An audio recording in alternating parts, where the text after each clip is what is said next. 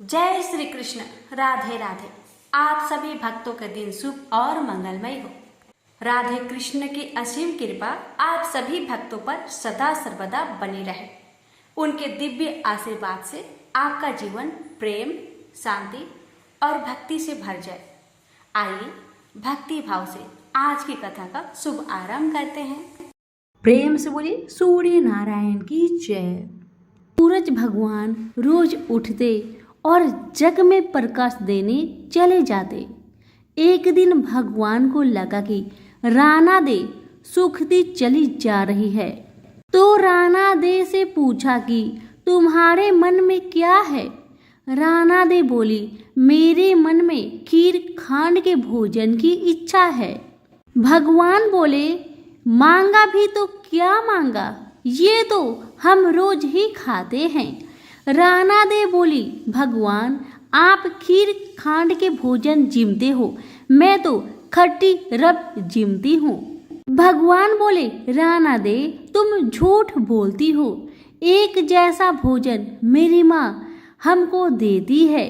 राना दे बोली, सुबह आप मेरी थाली ले लेना, मुझे अपनी थाली दे देना, फिर आपको सब पता लग जाएगा। दूसरे दिन जिमते समय भगवान ने पानी के गिलास को टक्कर देकर गिरा दिया। माताजी बोली, तुम मत उठो, मैं दूसरा गिलास भर देती हूँ। माताजी गई, इतने में भगवान ने थालियाँ बदल दी। राना दे ने तो जल्दी ही खीर खांड के भोजन कर लिए, पर सूरज भगवान को खट्टी राब भाई नहीं और थाली पर बैठे रहे। माताजी बोली, आज इतनी देर क्यों लगा दी। भगवान बोले, आज तो खीर खांड खट्टी लग रही है। माताजी बोली, राना दे की थाली आपने क्यों ली। भगवान कहने लगे, माँ अपने घर में आप 2 जने और मैं जिसमें भी 2 भात, मैं नियम पालन वाला और मेरे ही घर में ऐसा होता है तो दुनिया में क्या होता होगा। घर में सबका खाना एक जैसा बनाओ। वहां से वो कुम्हार के यहाँ गए और बोले, 2 पेट की हांडी किस कुम्हार ने बनाई। रतन कुम्हार को लगा आज तो भगवान आए हैं, माँ जी तो 1 टका देती है, ये 2 टका देंगे। और कुम्हार बोला, मैंने बनाई। भगवान बोले, आज के बाद 2 पेट की हांडी बनाए तो तेरे सहस्त्र पेट कर दूंगा। कुम्हार बोला, मेरा तो 1 पेट भरना मुश्किल है, सहस्त्र हो गए तो मैं क्या करूंगा, मैं अब 2 पेट की हांडी नहीं बनाऊंगा। इस तरह सूरज भगवान ने दुभांड मिटाई। तो सभी मिलकर बोलिए सूरज भगवान की जय हो। एक ब्राह्मण था, वह सूरज भगवान का बहुत बड़ा भक्त था। नहाता धोआता कहानी कहता था पर कुछ कमाता नहीं था। ब्राह्मण घर में रहता तो ब्राह्मण की पत्नी हमेशा ब्राह्मण को एक ही बात कहती कि कहीं बाहर जाओ, कुछ कमा कर लाओ। ब्राह्मण की बातें सुन ब्राह्मण बहुत परेशान हो जाता था और घर से बाहर कहीं ब्राह्मण जाता तो आस पड़ोस के लोग उसे निकम्मा कहकर अपमानित किया करते थे। सभी लोगों से परेशान होकर ब्राह्मण सूर्य भगवान का पूजन सामग्री लेकर जंगल में चला गया और वह जंगल में एक बहुत बड़ा सूखा पीपल का पेड़ था। उसी पेड़ के नीचे बैठकर सूरज भगवान का पूजन किया करता था और कथा कहता था। उसी पीपल के पेड़ के आसपास एक सूखा सा तालाब था, उसमें थोड़ा सा ही पानी था। उसी पानी से लोटा भरकर वह ब्राह्मण सूर्य नारायण को जल चढ़ाया करता था। पूजा का जल बहकर सूखे पीपल के वृक्ष से होकर सूखे तालाब में जाया करता था। जल के जाते ही सूखे पीपल हरा भरा हो गया और सूखी तालाब साफ पानी से भर गया। तालाब का पानी इतना साफ हो गया कि उसी जल में सूर्य नारायण दिखाई देने लगे और कहने लगे, ब्राह्मण वर मांग, तू क्या मांगना चाहता है। ब्राह्मण ने सुना तो घबरा गया। सोचने लगा कि पीपल में कोई भूत प्रेत तो नहीं रहता। जब भी ब्राह्मण सुबह सूर्य नारायण का पूजा करता तभी आवाज आता। ब्राह्मण इस आवाज को सुनकर बहुत चिंता में पड़ गया और चिंता के कारण उसका शरीर दुबला हो गया। ब्राह्मणी भी कभी कभार अपने पति ब्राह्मण से जंगल में मिलने आया करती थी। ब्राह्मणी ने जब ब्राह्मण को दुबला पतला होते हुए देखा तो उसने पूछा, ब्राह्मण देव, आप दिन ब दिन सूखते क्यों जा रहे हैं? इसका क्या कारण है? तब ब्राह्मण ने सारा कहानी बताया।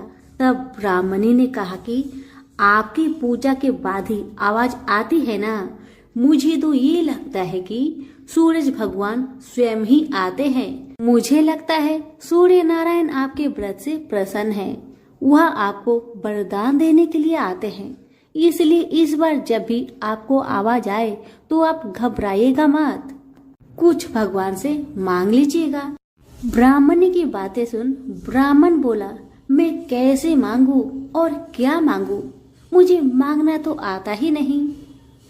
अगर ज्यादा कुछ मांगना हो तो कहीं कुछ भूल जाओ तो, इसलिए तुम ही कुछ ऐसा उपाय बताओ जिससे मैं एक ही बार में सारा कुछ मांग लूं। ब्राह्मण की बातें सुन ब्राह्मणी ने उत्तर दिया, ब्राह्मण देव, जब भी सूर्य भगवान आपसे वरदान मांगने को कहे तब आप इस प्रकार से कहना, 9 खांडे महल के अंदर सोने के पालने में पर पोते को दास दासियों द्वारा खिलाते अपने आंखों से देखूं। इस प्रकार लंबी उम्र, महल, बेटे पोते, पर पोते और धन सब मिल जाएगा। क्योंकि जब धन होगा तभी तो सोने का पालना दास दासियां होंगे और आंखें घुटने ठीक होंगे, और तभी तो पर पोते को सोने के पालने में झूला झूला सकेंगे और देख सकेंगे। दूसरे दिन पूजा के बाद जैसे ही आवाज आया तो ब्राह्मण ने वैसा ही किया जैसे ब्राह्मणी ने समझाया था। ब्राह्मण ने हाथ जोड़कर सूर्य भगवान से प्रार्थना किया, हे सूर्य नारायण, अगर आप मेरे पूजा से प्रसन्न है तो मुझे वर दीजिए कि 9 खांडे महल के अंदर सोने के पालने में पर पोते को दास दासिया द्वारा खिलाते अपनी आंखों से देखो। ब्राह्मण की बातें सुन सूरज भगवान ने कहा, देखने में तो ब्राह्मण सीधा साधा भोला भाला लगता है, पर एक ही बार में सब मांग लिया।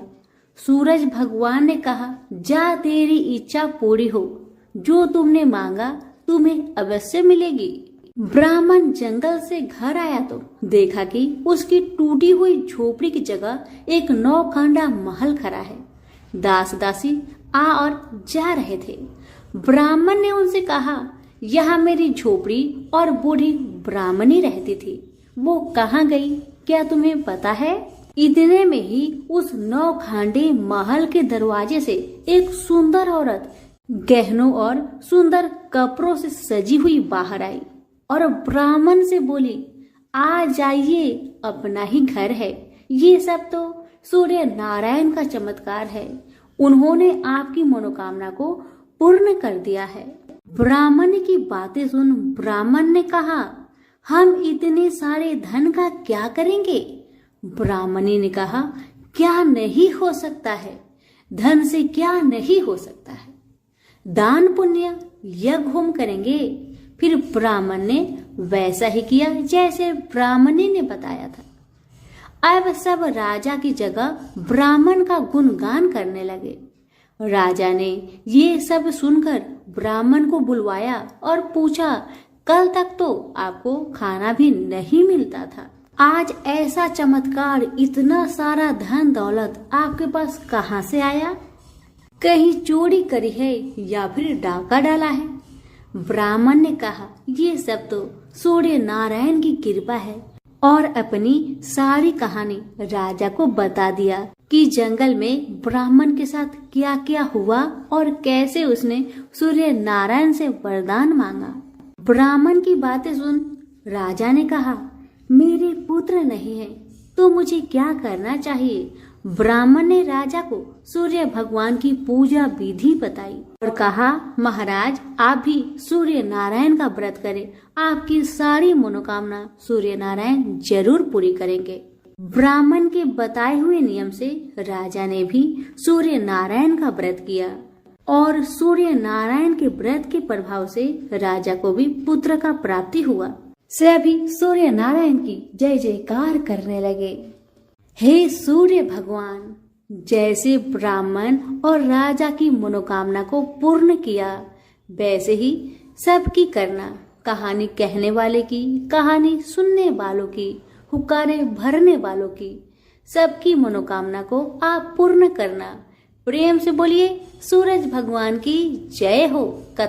एक था राजा, एक थी रानी। उनके पास सिपाही, घोड़े, दास दासिया, धन दौलत सब कुछ था, सिर्फ उन्हें संतान नहीं थी। इसी कारण राजा रानी बहुत ही दुखी रहते थे। संतान प्राप्ति के लिए उन्होंने हर तरह का दान धर्म, धार्मिक अनुष्ठान, जप मंत्र, व्रत, पूजा पाठ किए, लेकिन कोई फायदा नहीं हुआ। अब राजा रानी दोनों ही बुढ़ापे की ओर बढ़ते गए। बुढ़ापे की ओर जैसे ही बढ़ते गए, वैसे ही दोनों गहन सोच में पड़ गए। ये सोचकर कि उनकी कोई संतान नहीं है, तो फिर इतने बड़े राज्य का क्या होगा? कौन बनेगा इस राज्य का वारिस? कौन लेगा प्रजा की जिम्मेदारी? राजा रानी दिन रात इसी चिंता में रहने लगे। उन्हें तो अब खाना पीना भी अच्छी नहीं लगती। एक सुबह की बात है कि राजा के दरबार में एक साधु जी आए, तो दासी रानी को इतला करती है। तब वह दासी से कहती है, यह मेरा अंतिम दान धर्म है, इसके बाद में अपने हाथों से कोई दान धर्म नहीं करूंगी। रानी चावल भरा छाछ हाथ में लेकर बाहर आती है और साधु की झोली में भिक्षा डालने के लिए आगे बढ़ती है, तो उसके चेहरे पर छाई हुई चिंता साधु की दृष्टि में आती है। वह पूछते हैं, क्या बात है रानी साहिबा, क्या हुआ है? आप इतनी चिंतित और उदास क्यों हैं? तब रानी ने साधु महाराज को अपनी सारी व्यथा सुनाई और सिसकने लगती है। उस पर वह साधु कुछ पल गंभीर हो जाते हैं और कहते हैं, चिंता मत करना रानी साहिबा, आपकी संतान होगी, आपकी इच्छा पूरी हो जाएगी, चिंता ना करें। आपकी कोख से एक पुत्र जन्म लेगा, मात्र वह 14 साल तक ही आप लोगों को मिलेगा। उसके आगे वह इस मृत्यु लोक में नहीं रह पाएगा। इससे बढ़कर आपको कुछ देना मेरे लिए संभव नहीं है। अपनी बात पूरी करते उसने अपनी झोली में हाथ डाला, थोड़ी सी भाभूत निकालकर रानी को दे दी और कहा, आप और महाराज दोनों इसे बांटकर ग्रहण करना, आपको जल्दी ही पुत्र प्राप्ति होगी। इतना कहकर साधु अपनी राह में चले गए। उनके जाने के बाद रानी सोचने लगी, 14 साल तो 14 साल ही सही, उतने समय के लिए हमें पुत्र तो मिलेगा, यही काफी है। उतने साल तक मैं उसे जी जान से बड़ा करूंगी, उसे ढेर सारा लाड़ दुलार करूंगी, अपने संतान की हर मुरादे को पूरी करूंगी। उस रात अपना सारा राजकाज खत्म करके राजा जब रानी के महल में गए, तो रानी ने क्या किया कि राजा को सारी बात बताई जो साधु जी ने उन्हें बताया था। रानी ने साधु की दी भभूत राजा को दिखाकर बोली, साधु महाराज ने यह भभूत हम दोनों को ग्रहण करने को कहा है। राजा बोले, इतना दान धर्म किया, जब तब किया, कोई फल नहीं मिला, अब इस भभूत से हमें संतान प्राप्ति होगी, ऐसा है क्या? उस पर रानी बोली, जब इतना सब कुछ किया तो अब यह भी सही करके देख लेते हैं। अब बेमतलब की उस साधु के क्रोध को क्यों हम बुलावा दे। राजा को अब किसी पर विश्वास नहीं था, लेकिन पत्नी को दुख न पहुँचे इसलिए वह राजी हो गए। राजा राजी हो गया तो फिर क्या होता है कि राजा रानी दोनों नहाते धोआते हैं, फिर अपने अपने भगवान का स्मरण करते हैं, अपने पुरखों को स्मरण करते हैं और उस साधु महाराज का नाम स्मरण करके वह भभूत बांटकर दोनों खाते हैं। उसके बाद दोनों निश्चिंत होकर सो जाते हैं। तो कुछ दिन गुजर जाते हैं और साधु द्वारा कहे अनुसार रानी गर्भवती हो जाती है। उस पर राजा रानी दोनों की खुशी का गमन नहीं समाती। राजा रानी से बोला, महारानी सचमुच साधु महाराज की कृपा हो गई। समय बीतते गया, 9 महीना पूरा हो गया तो रानी ने एक सुंदर गोरे पुत्र को जन्म दिया। राजा ने बड़ी धूमधाम से पुत्र का नामकरण किया। सारे राज्य में 8 दिन तक अन्य सत्पर्ण रखा, उत्सव मनाया गया। अब पुत्र की कुंडली देखने के लिए राज्य के सबसे विद्वान पंडित जी को बुलाया। पंडित जी आते ही कुंडली देखकर बड़े चिंतित में पड़ गए और कहने लगे, महाराज हमारा राजपुत्र सिर्फ 14 साल तक हमारे पास रहेगा। राजा को इस बात की भनक थी ही, रानी को भी साधु महाराज की बात याद थी। दोनों पति पत्नी चुपचाप रहते हैं। उसके बाद राजा और रानी बड़े लाड़ प्यार से बेटे की परवरिश करते हैं, उसकी हर ख्वाहिश पूरी करते हैं। थोड़े समय के लिए ही सही भगवान ने संतान की अपनी मुरादें पूरी कर दी। इसे वे समाधान मानते थे। राजपुत्र दिन प्रतिदिन बड़ा होता है। जब वह 7 साल का हो जाता है तो राजा एक अच्छे गुरु की नियुक्ति करके उसे पढ़ाई लिखाई, राजशास्त्र, शास्त्र विद्या, घोड़सवारी इत्यादि 12 विद्याओं का शिक्षण देते हैं। जब वह सब शास्त्र विद्या में पारंगत हो जाता है और 12 साल की उम्र का हो जाता है तब एक अच्छी सी राजकन्या खोजकर उसकी शादी कर दिया गया। शादी के 2 साल बीत जाते हैं, बेटा 14 साल का हो जाता है। एक दिन राजपुत्र राजा से बोला, पिताजी मैं अपना सारा राज्य घूमकर देखना चाहता हूँ। आज तक मैंने सिर्फ इस राजबाड़े के अतिरिक्त कुछ नहीं देखा है।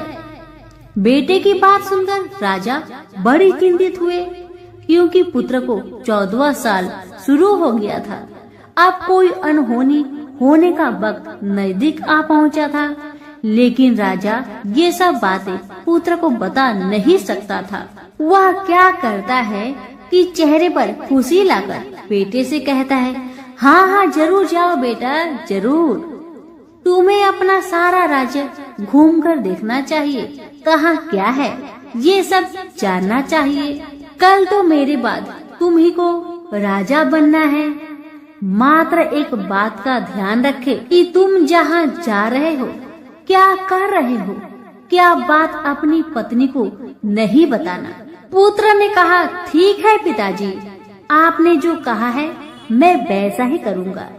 तो होता है ये कि राजपुत्र दिन भर अपने पत्नी के साथ मौज मस्ती करता है, खुशियाँ मनाता है और रात को ठीक 12 बजे बिस्तर से उठकर बाहर चला जाता है।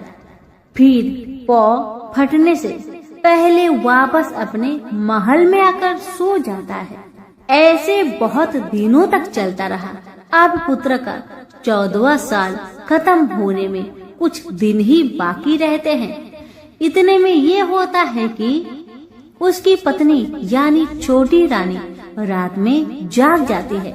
वह देखती है कि बिस्तर पर राजपुत्र नहीं है। वह महल में सब जगह देखती है तो राजपुत्र कहीं भी नजर नहीं आते। तो ये बात वह किससे कहेगी और क्या करेगी। बेचारी चुपचाप रहती है। फिर भोर होने पर वह देखती है कि उसका पति अपनी जगह पर सोया है। छोटी रानी अपने पति से कुछ नहीं पूछती, लेकिन दूसरी रात भी वैसा ही होता है। तीसरी रात, चौथी रात, ऐसे ही बहुत दिन तक चलता है। रानी बहुत चिंतित हो जाती है। पति रात को जाता कहाँ है, किससे मिलने जाता है। छोटी रानी के मन में ढेर सारी सवाल उमड़ जाते हैं, लेकिन छोटी रानी को राजकुमार से सवाल करने में डर लगता था। शायद उसका पति गुस्सा हो बैठे। सास ससुर से पूछने के बारे में सोचा तो उसकी कुल मर्यादा बीच में आ जाती थी। इसी तरह मन ही मन में बेचैन रहती थी। इस हालत में उसे खाने पीने में दिलचस्पी नहीं होती थी। वह दुबली पतली हो जाती है। उसी राज्य में एक फूल बेचने वाली एक बूढ़ी मालिन रहा करती थी। वह हमेशा छोटी रानी को फूल देने उसके महल में आती थी। उस बुढ़िया का ध्यान छोटी रानी पर जाता है। वह उससे पूछती है, बेटी तुम्हें किस बात का दुख है? तुम इस तरह सूख कर कांटा क्यों बनी जा रही हो? उस पर रानी कहने लगी, क्या बताऊं बूढ़ी अम्मा, तुम्हारा राजपुत्र हर रात बिस्तर पर से उठकर कहीं और चला जाता है और सुबह भोर होते ही वापस आकर सो जाता है। वह कहाँ जाता है? प्रेमिका से मिलने जाता है क्या? यह सोचकर मैं अन्न जल ग्रहण नहीं कर पाती और सूख सूख कर इस तरह कांटा बन गई हूँ। बुढ़िया सब बात सुनकर उसे एक उपाय बताती है और कहती है, बेटी तुम ऐसा ही करना, आज रात तुम सोना मत, उसके पीछे जाकर देखना कि वह कहाँ जाता है, क्या करता है, उसकी अच्छी तरह से पहरेदारी करना। इस पर छोटी रानी ने कहा, मुझे नींद आ गई तो मैं क्या करूँगी? तब बूढ़ी अम्मा ने कहा, तुम्हें नींद न आए इसलिए एक काम करना, अपने बाएं हाथ की उंगली में एक जख्म करना, उस पर थोड़ी सी मिर्च छिड़कना, उससे तुम्हें बड़ी जलन होगी और उस पीड़ा से तुम्हें रात भर नींद नहीं आएगी। रानी बुढ़िया के कहे अनुसार करती है। उंगली की जलन से उसे बड़ी देर तक नींद नहीं आती, लेकिन बाद में वह सो जाती है। दूसरे दिन सुबह बुढ़िया फूल लेकर उसके महल में पहुंचती है और पूछती है, क्या हुआ बेटी, देख पाई क्या तुम्हारा पति कहाँ जाता है? रानी कहने लगी, नहीं अम्मा, पहले कुछ समय जलन के कारण मुझे नींद नहीं आई, पर कुछ देर पश्चात मैं सो गई थी। बुढ़िया कहने लगी, कोई बात नहीं, आज तुम उंगली पर पहले से थोड़ा ज्यादा जख्म करना और ज्यादा मिर्च लगाना। बूढ़ी अम्मा के कहे अनुसार छोटी रानी ने वैसा ही किया, परंतु वह सिर्फ पति के बिस्तर से उठकर बाहर निकलते वक्त जाग पाई थी। वह उसके पीछे नहीं जा सकी क्योंकि उसकी आंखें उस समय तक मुद गई थी। दूसरे दिन सुबह बूढ़ी अम्मा आई तो उसने पूछने से पहले ही छोटी रानी ने बूढ़ी अम्मा को रोककर कहा, अम्मा मैं आज भी उनकी पहरेदारी ठीक तरह नहीं कर पाई।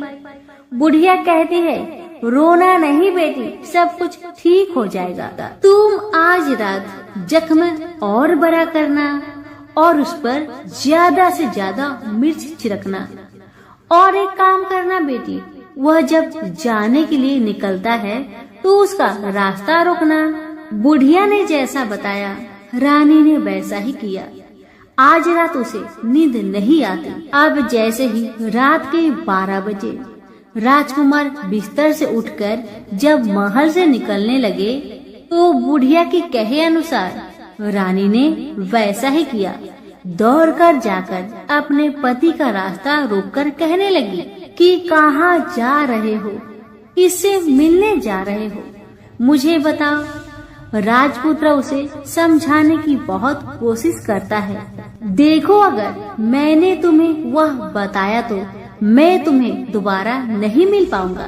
पत्नी कहने लगी, कोई बात नहीं, न मिल पाओ, लेकिन आप रात के समय कहाँ जाते हो ये मुझे पहले बताओ।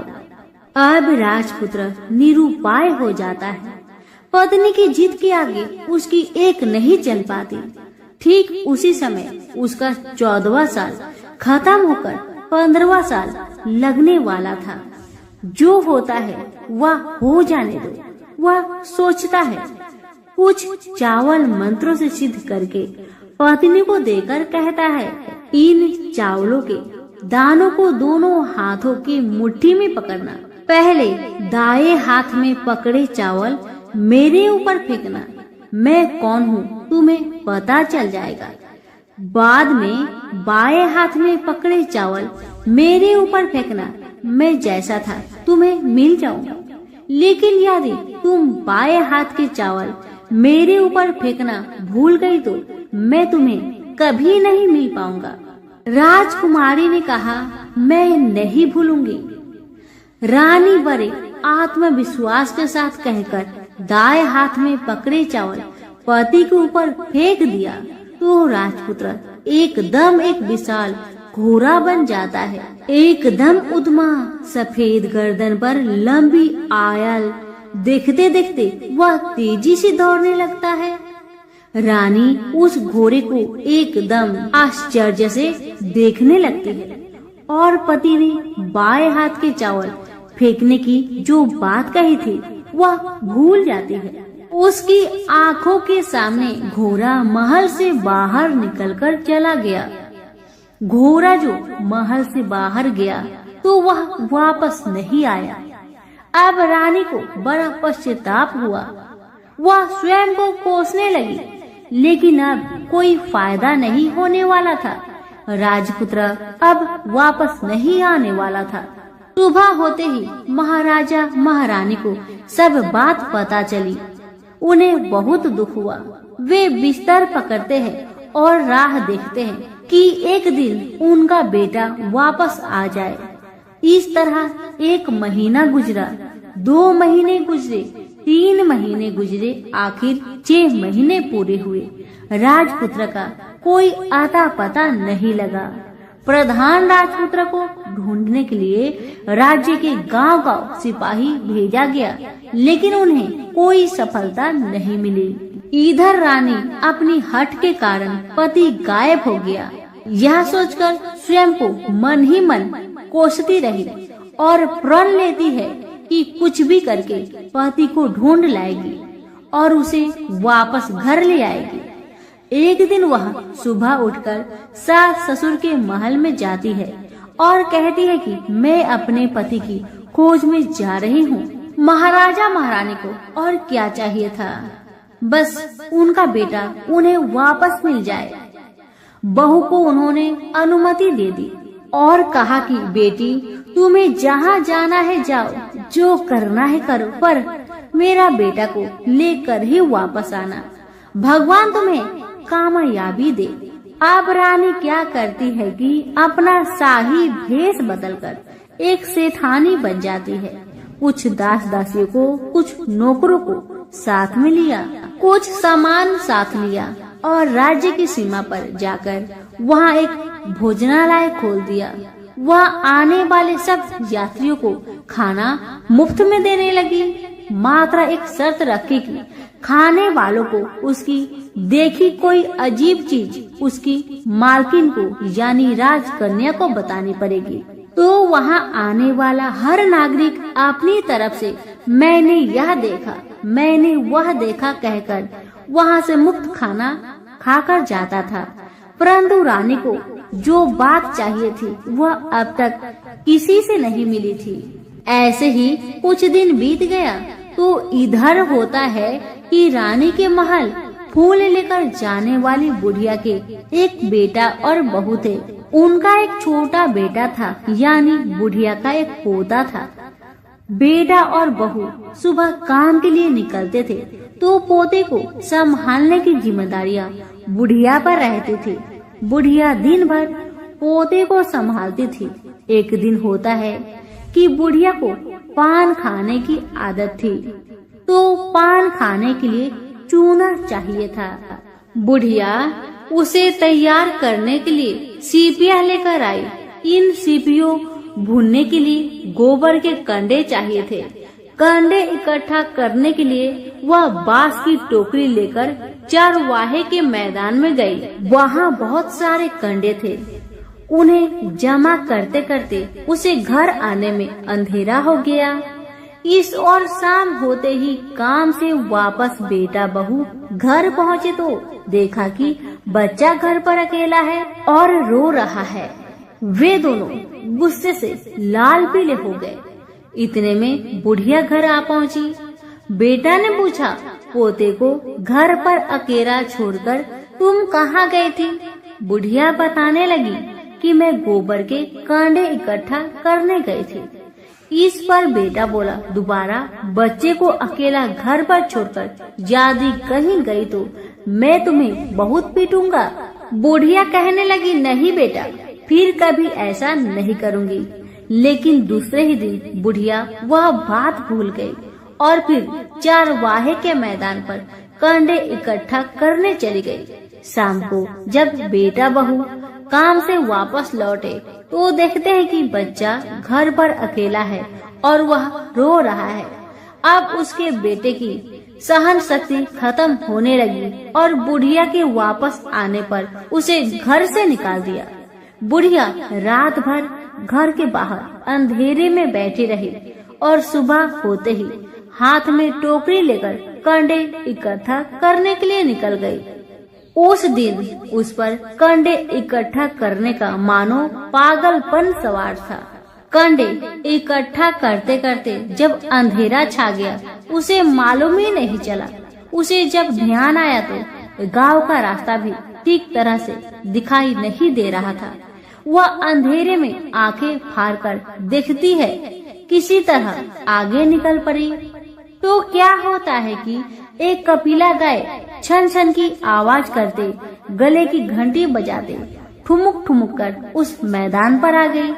उसे देखकर बुढ़िया सोचने लगी कि इस गाय के पीछे पीछे जाऊंगी तो गांव तक पहुंच जाऊंगी। तब बुढ़िया उसके पीछे पीछे जाने लगी। वह गाय क्या करती है कि उस मैदान से लेकर एक एक करके 6 मैदान पार करती है। आखिर में वह 7वें मैदान पर पहुंचती है तो वहाँ क्या होता है कि उस मैदान पर एक बड़ा सा पत्थर है। गाय जाकर उस पत्थर को अपना सींग मारती है। सींग मारा तो वह पत्थर टूट गया और हट गया और पाताल में नीचे जाने की सीढ़ियां दिखाई देने लगी। तब वह गाय उन सीढ़ियों से नीचे जाने लगी। बुढ़िया वह सब देखती रही और झट जाकर गाय की पूंछ को पकड़ लिया। पूंछ पकड़कर वह गाय के साथ नीचे पाताल पहुंच गई। पाताल में पहुंचते ही तुरंत गाय की पूंछ छोड़ दी और इधर उधर देखने लगी। वहीं से बुढ़िया ने देखा कि पाताल में सब जगह जगमगाहट है, दिया दीप जलते हैं और तेज रोशनी गाय के ऊपर पड़ रही है और वहाँ अद्भुत घटनाएं घटने लगी। गाय के नीचे जाते ही उसके गले में अपने आप सांकल पड़ गई और छमछम करके कोई दूधाड़ी में गाय का दूध दोहने लगी। लेकिन जो भी कोई वह कर रहा है वह मात्र दिखाई नहीं दे रहा। बुढ़िया बहुत घबरा गई, कहाँ आकर फंस गई। वह सोचने लगी कि और यहाँ वहाँ छिपने के लिए जगह ढूंढने लगी, लेकिन उसे कहीं भी जगह नहीं मिली। हर जगह उजाला ही उजाला था। तो वह जो एक कोने में खड़ी रह गई और जो कुछ सामने हो रहा था उसे चुपचाप देख रही थी। कुछ पल के बाद वहाँ झट से एक उम्दा सफेद घोड़ा आया। वहाँ 2 कुंड थे। उसमें से एक कुंड में उस घोड़े ने छलांग लगाई और ऊपर आ गया। अब उसे राजपुत्र का रूप प्राप्त हो गया। राजपुत्र बनने के बाद उसने दूसरे कुंड के पानी में स्नान किया, वहाँ रखे नए कपड़े पहने। नजदीक ही एक सुंदर पलंग था, उस पर आकर बैठ गया। उसके सामने अपने आप पंच पकवानी की थाली आ गई, दूध की एक प्याली आ गई, पान सुपारी आ गई। उसके सामने एक दिया जलता रहा।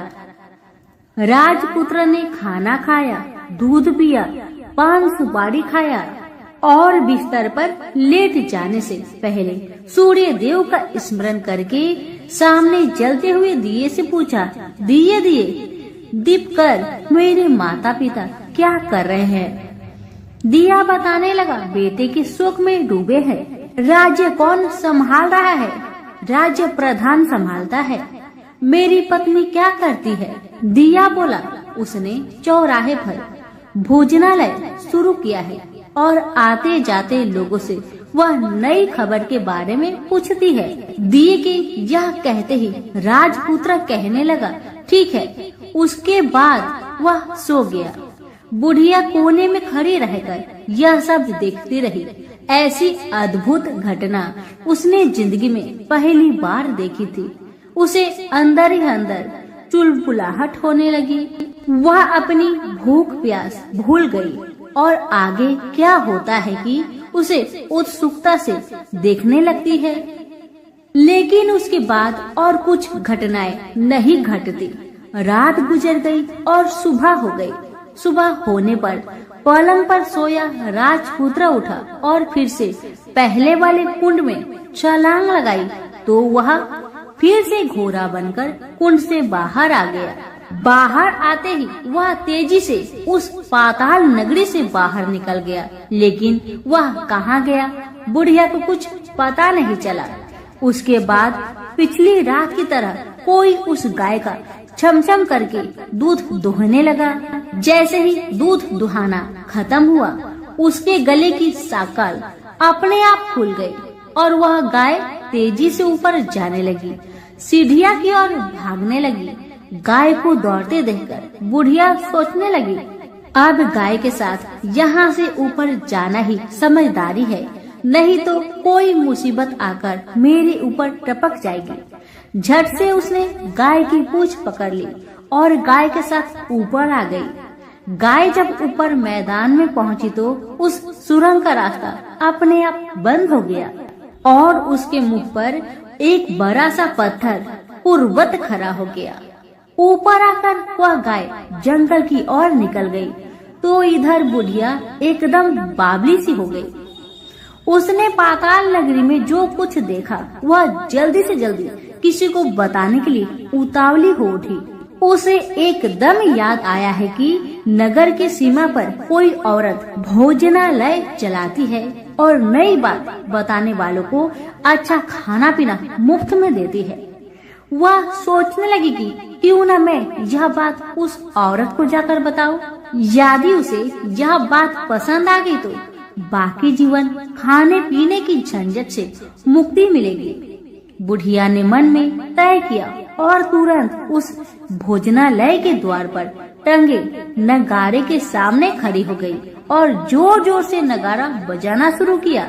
नगाड़े का इस तरह शोर सुनकर मालकिन यानी छोटी रानी मन से प्रसन्न हो जाती है कि शायद कोई बड़ी बात लेकर यहाँ आया है।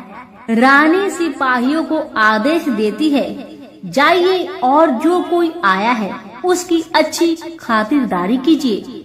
आदेश पाते ही सिपाही नीचे दौड़ गए तो एक बुढ़िया नगाड़ा बजा रही है। उन्होंने पूछा, क्यों रे बुढ़िया, क्या हुआ, क्यों नगाड़ा बजा रही हो? बुढ़िया बोली, कुछ नहीं बेटा, यहाँ खाना मिलता है ना, इसलिए आई हूँ। बुढ़िया ने सिपाहियों से बोला, खाना मिलेगा? सिपाही बोले, हाँ मिलेगा, लेकिन तुझे कोई नई बात बतानी पड़ेगी। बुढ़िया बोली, हाँ बताऊंगी, एक बात मालूम है मुझे। इस पर सिपाही उसे अंदर लेकर आए। उनको मालकिन का आदेश था कि जो कोई बूढ़ा बुजुर्ग वहाँ आए उनके साथ अच्छी तरह पेश आना, उनका अच्छा आदर आतिथ्य करना। तो सिपाही ने इस बुढ़िया का भरपूर आदर आतिथ्य किया। उसे बड़ी सी थाली भरकर व्यंजन परोसते हैं। बुढ़िया कुछ दिनों से भूखी थी। वह खाने पर टूट पड़ी। खाना खाने के बाद सिपाही ने उसे नई साड़ी पहनने को दी। उसके बाद उसे लेकर रानी के पास आए। बुढ़िया और रानी ने तुरंत एक दूसरे को पहचान लिया। बुढ़िया बोली, बेटा तुम हो? और रानी बोली, बूढ़ी अम्मा आप है। बड़ी देर तक दोनों भली भांति की बातें करती रही। आखिर कुरवनी बुढ़िया से कहने लगी, अम्मा अब बताओ तुमने क्या बात नई देखी है? बुढ़िया बोली, मैंने कोई नई बात देखी नहीं है। वह तो मेरे पास तुम्हें देने के लिए खाने के लिए पैसे नहीं थे, इसलिए मैंने झूठ कहा और नगारा बजाया। रानी ने कहा, अम्मा घबराना नहीं, मैं किसी को तुम्हारा नाम नहीं बताऊंगी।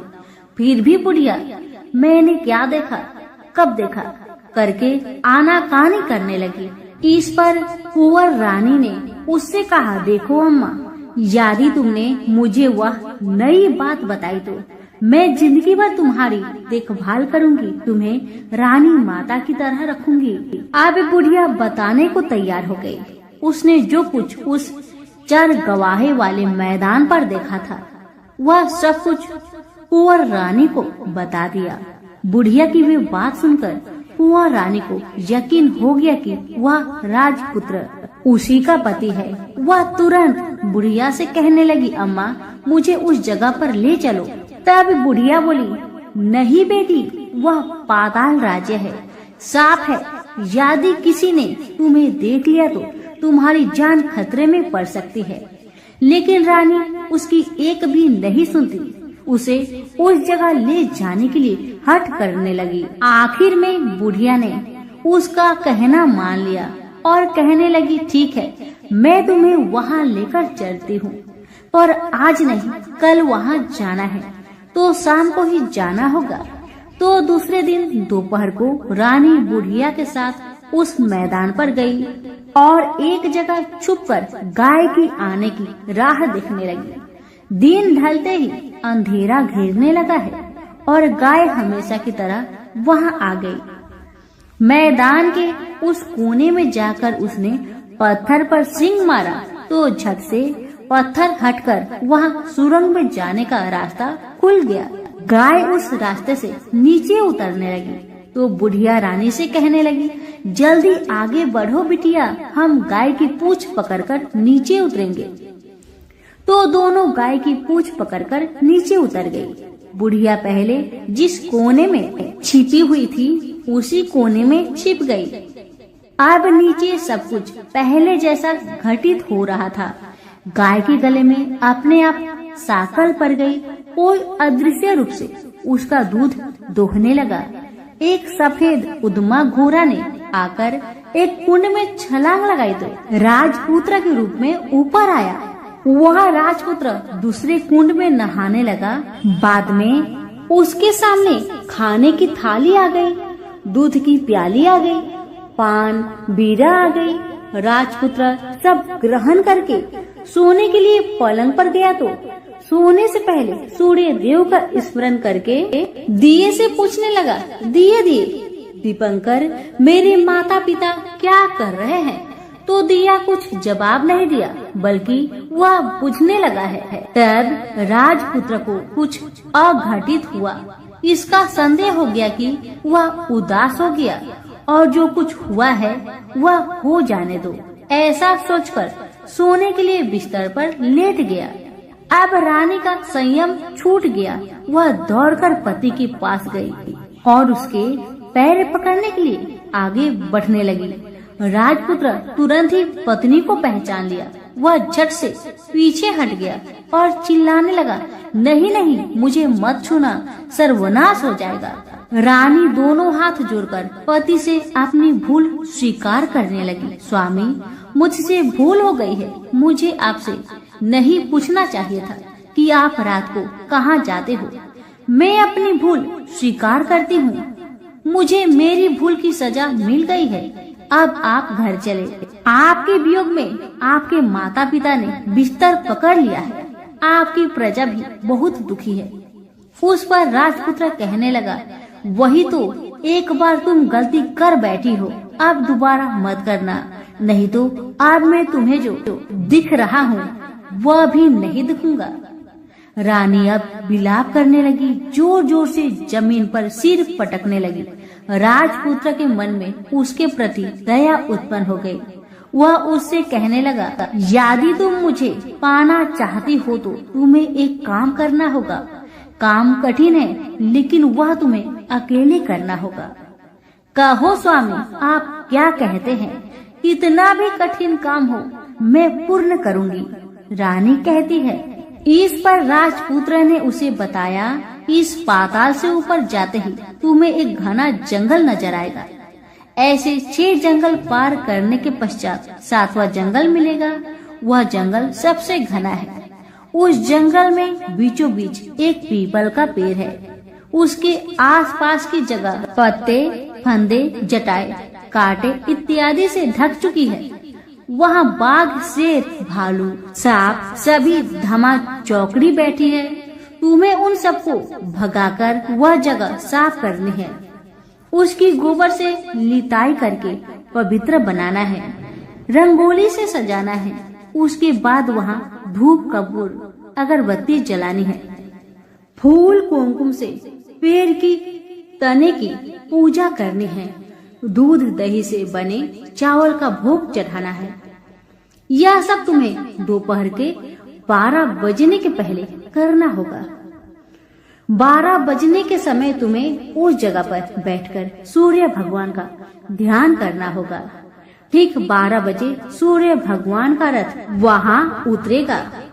वे वह सब देखकर खुश हो जाएंगे और कहेंगे, जिस किसी ने यह सब किया है उसे मैं मन चाहा फल दूंगा। तो तुम सामने जाकर उसके रथ का दाहिना घोड़ा मांगना, मैं तुम्हें मिल जाऊंगा। इतना बात कहकर राजपुत्र अपने पलंग पर सो गया और छोटी रानी भोर होने की राह देखने लगी। भोर होते ही वह बुढ़िया के साथ गाय की पूंछ पकड़कर ऊपर आ गई। ऊपर आने के बाद वह बुढ़िया से कहने लगी, अम्मा, अब मैं अकेले ही आगे जाऊंगी, तुम भोजनालय वापस जाओ। वह जंगल में जाकर राजपुत्र की बताई जगह ढूंढने लगी और स्वयं आरी से वह जगह साफ कर दी। बाद में राजपुत्र ने जैसे बताया वैसी लिपाई पुताई करके वापस आ गई। दूसरे दिन पौ फटने से पहले ही और जंगल में उस जगह पहुंची। वहां जाकर इत्र गुलाब का पानी छिड़ककर वह जगह सुगंधित की।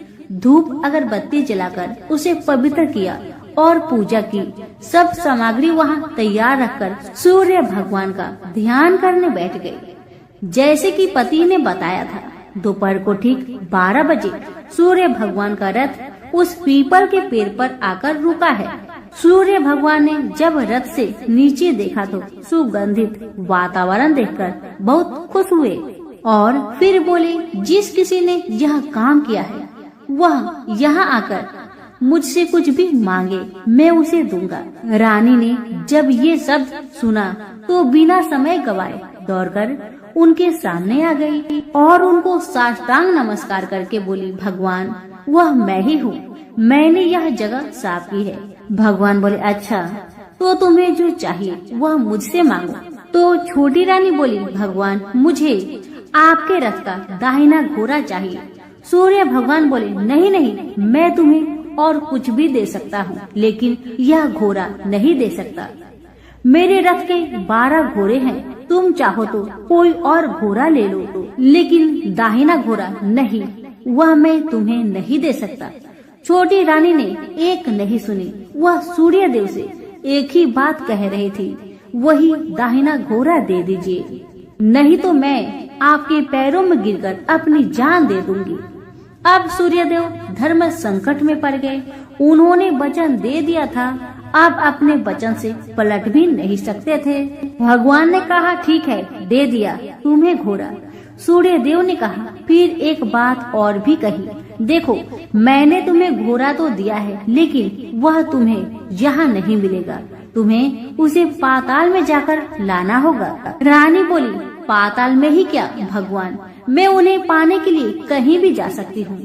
रानी को वचन देकर सूर्यदेव अपने मार्ग से चले गए और इधर रानी जंगल से अपने भोजनालय में आ गई। फिर वह बुढ़िया को लेकर उस मैदान पर आ गई। जल्दी ही शाम हो गई। शाम होते ही वहाँ वह गाय आ गई और उसने सींग मारकर सुरंग का पत्थर हटाया तथा नीचे उतरने लगी। रानी और बुढ़िया जल्दी जल्दी उसकी पूंछ पकड़कर नीचे उतर गए। नीचे पाताल में सब घटनाएं पहले की तरह ही घटने लगी। घोड़े का एक कुंड में नहाकर राजपुत्र बन जाना, नहा धोकर पलंग पर जाकर बैठना, तो उसे खाने की थाली, दूध की प्याली आना, पान पीरा आना। लेकिन आज एक बात नई घटी।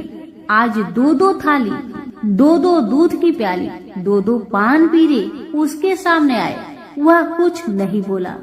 अपने हिस्से की थाली खाकर, दूध पीकर और पान पीरा चबाकर वह सोने चला गया और हमेशा की तरह दिए से पूछने लगा, दिए दीपंकर, मेरे माता पिता कैसे हैं? दिया बताने लगा, वे दोनों तुम्हारे शोक में मरने की स्थिति में पहुंच गए हैं। राजकुमार ने कहा, ऐसा?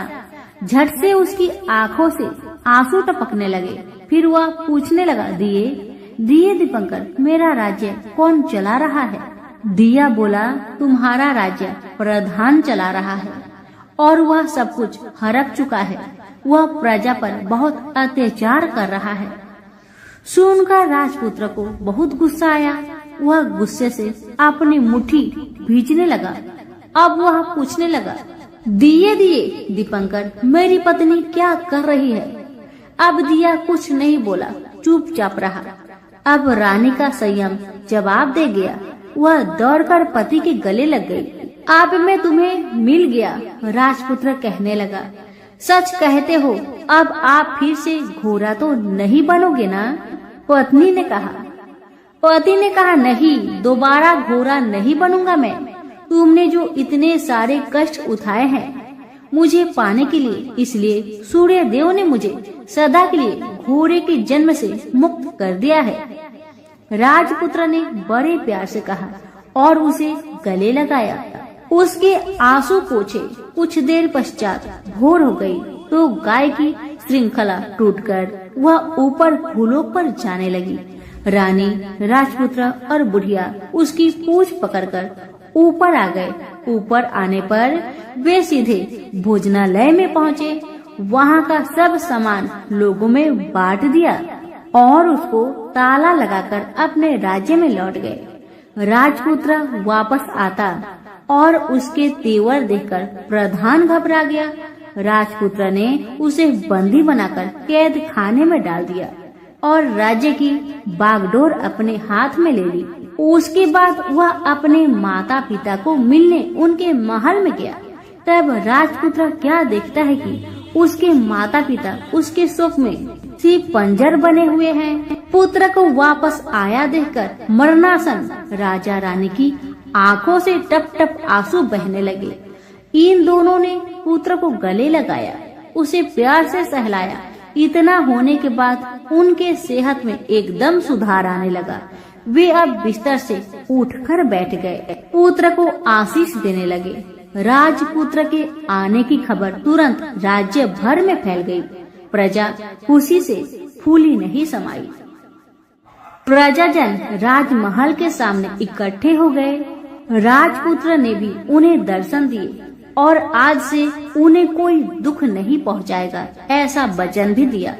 अब राजा अपने पुत्र का राज्य अभिषेक करके उसे सिंहासन पर बैठाता है और बहू को महारानी का दर्जा देता है और स्वयं अपनी पत्नी के साथ ईश्वर स्मरण करते हुए खुशी से दिन बिताता है। महाराज बना राजपुत्र अच्छी तरह से राज्य चलाने लगा और अपनी पत्नी के साथ सुख शांति से जीवन बिताने लगा। उस बुढ़िया को रानी ने अपने ही पास रख लिया, उसकी अच्छी तरह से देखभाल करने लगी। बुढ़िया और उसके बुढ़ापे के दिन खुशी से गुजरने लगे। तो प्रेम से बोलिए सूर्य भगवान की जय हो।